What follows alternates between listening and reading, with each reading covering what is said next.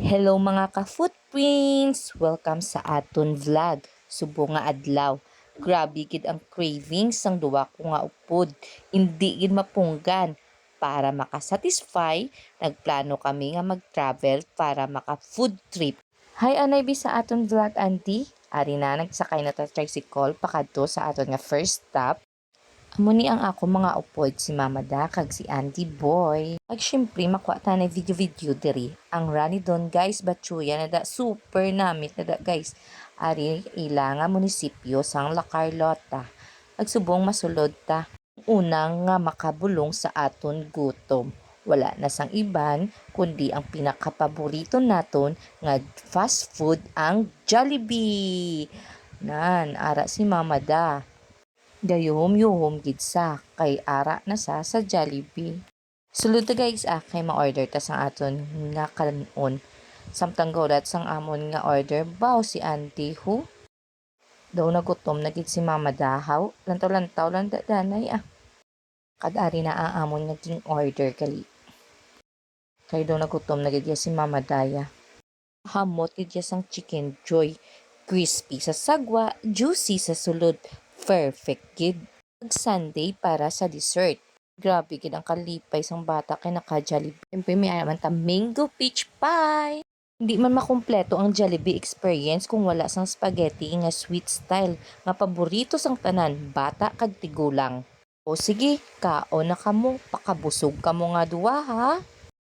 Wow ka nami gid sang imo nga pagkaon sang chicken joy and the boy ba?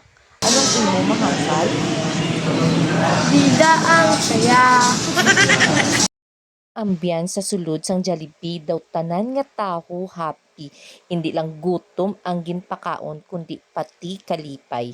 Sa kada subo, namian ka kag nagabalik gid sa ato na childhood memories. Daw hindi mo na gusto matapos ang pagkaon. Kay tungod nga nag-ulan, lubos-luboso na lang gid ni namon ang amon nga cravings.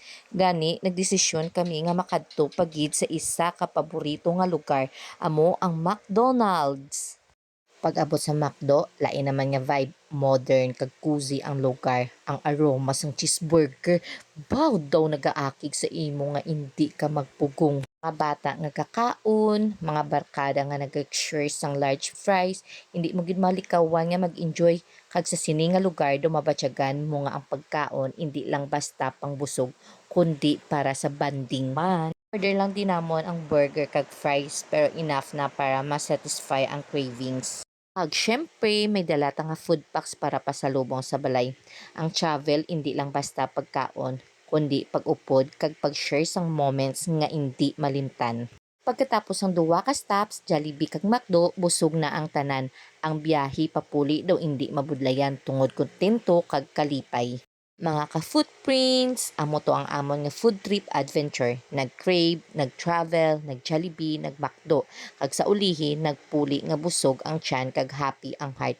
Simple lang, pero memorable. Kung gusto nyo sang mas madamo pa nga adventures kag food trips, hindi pagkalimti mag-like, mag-share, mag-subscribe. Kita ay naman kita sa sunod nga vlog.